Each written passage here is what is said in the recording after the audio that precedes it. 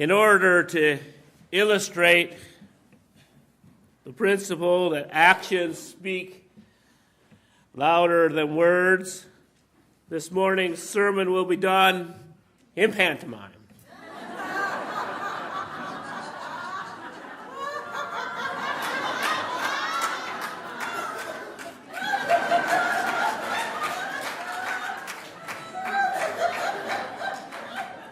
Perhaps not. I do believe that actions speak louder than words. However, sometimes words can prompt people into action.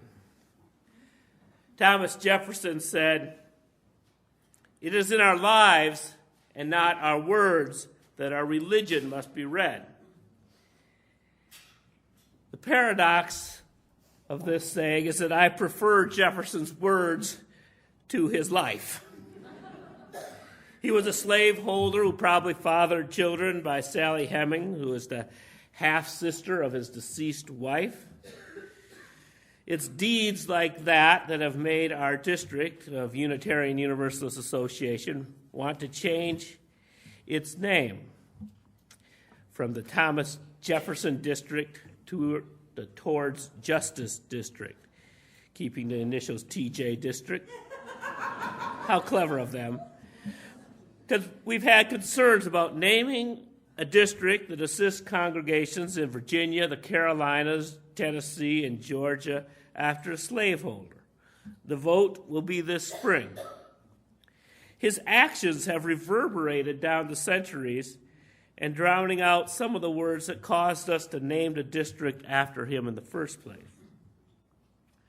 But I also think that Jefferson's words were his greatest acts, because sometimes speaking out is an act that causes others to act. If he had written, "The king is a meanie and we don't want to play with him no more," we might not have separated from Great Britain.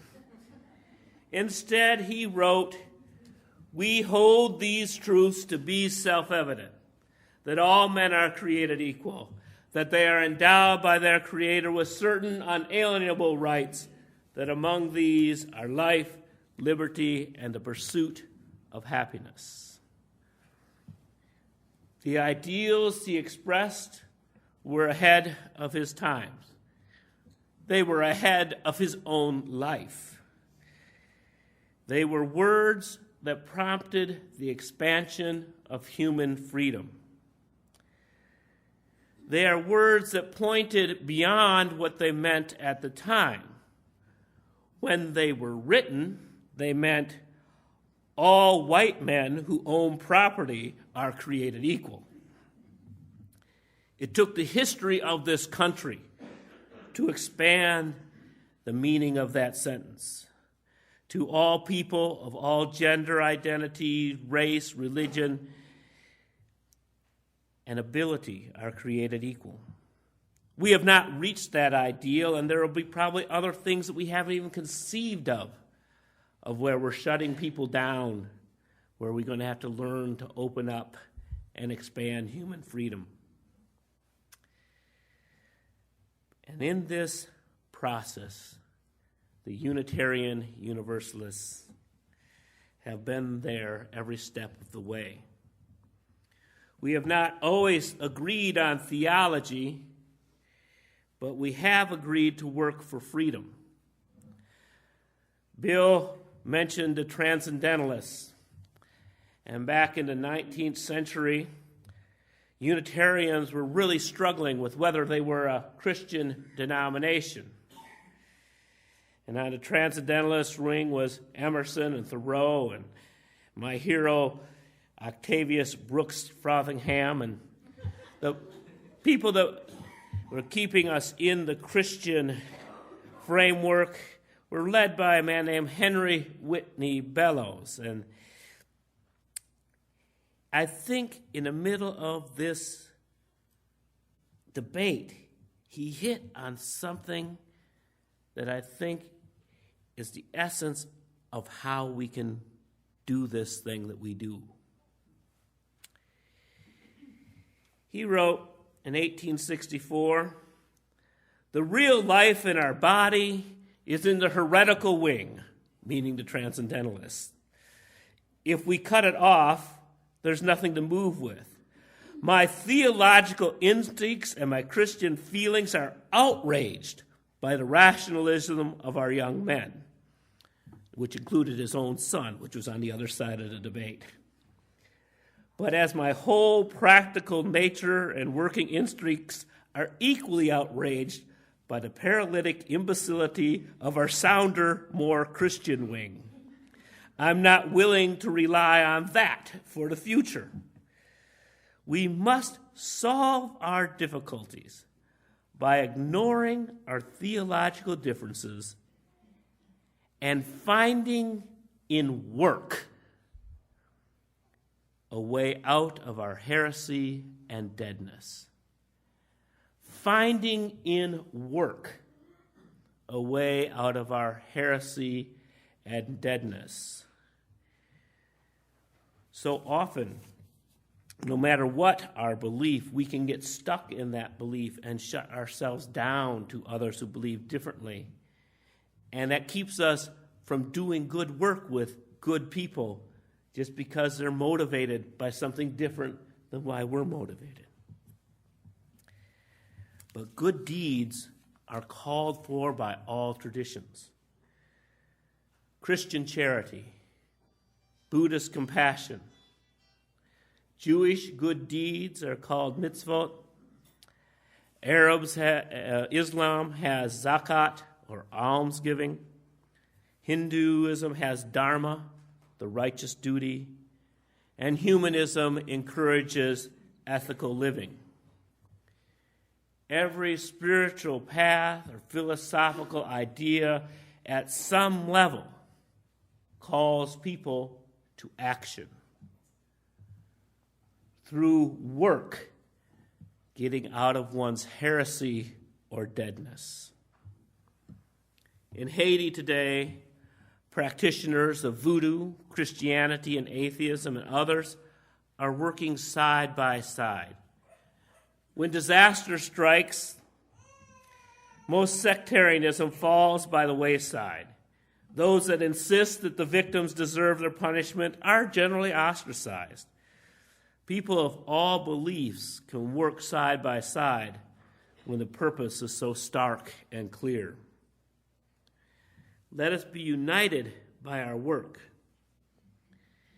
And the purpose that has united Unitarian Universalism throughout the years, in my opinion, has been the expansion of human freedom. Henry David Thoreau went to jail rather than pay a tax to support the U.S. war with Mexico. His act of civil disobedience has inspired freedom movements all over the world. Susan B. Anthony fought for women's rights all of her life. She died before she got the chance to vote. But she knew, and she said in the last speech she ever made, failure is impossible. Her friend, Universalist Clara Barton, founded the American Red Cross. And so the work done in Haiti today bears her influence.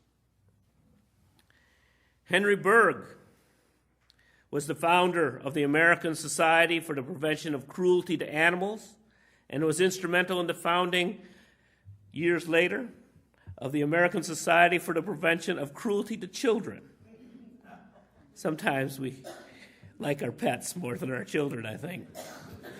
But he was the first to successfully challenge the prevailing view that both animals and children were property with no rights. He challenged that view.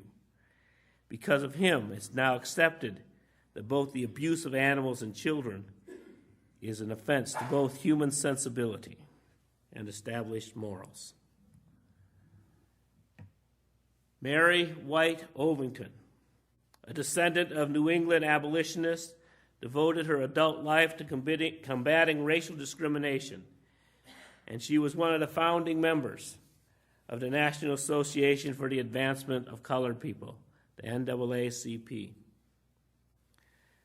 Clarence Skinner was regarded as the most influential Universalist of the first half of the 20th century. In 1920, he created the Community Church of Boston, involved in many social causes, including the right of Margaret Sanger to publicly advocate birth control, and he was on the board of Planned Parenthood at its founding.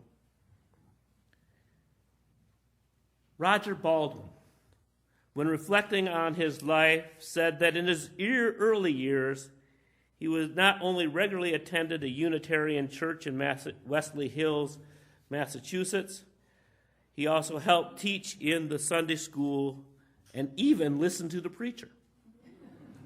He added, "I would say that social work began in my mind in a Unitarian church when I was 10 or 12 years old, and I started to do things that I thought would help other people." In 1920, he founded the American Civil Liberties Union, and the ACLU has been defending the rights of Americans ever since. In 1965, UU's Viola Luisa and James Reeb were martyred at Selma for marching with Martin Luther King Jr. defending civil rights. UU troubadour Pete Seeger has spent 60 years singing for freedom. He testified before the House Un-American Committee against Joe McCarthy when asked that if he had ever played before communists. He says, "I'll play music to anybody who wants to sing. If John Birch Society asked me to sing, I would sing. But so far, they haven't invited me." He fought for workers' rights and for the environmental causes like the restoration of the Hudson River. William Sinkford performed the first legal gay marriages in the United States in 2006, though UU ministers have been doing same-sex unions for years. And our own George Briggs did his first same-sex union back in 1976. Thank you, George.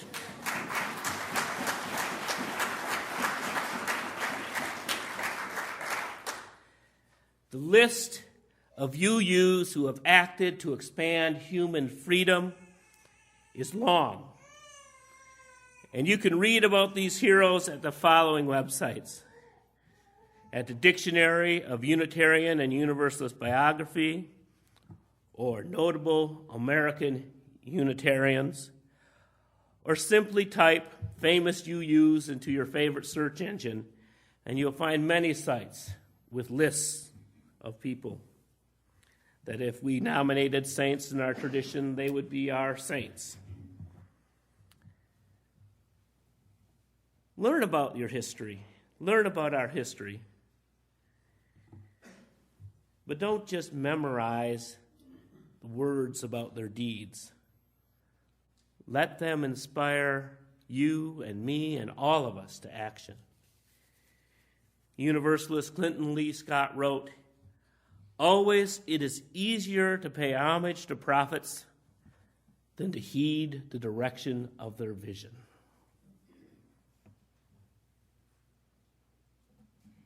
I have spoken words this morning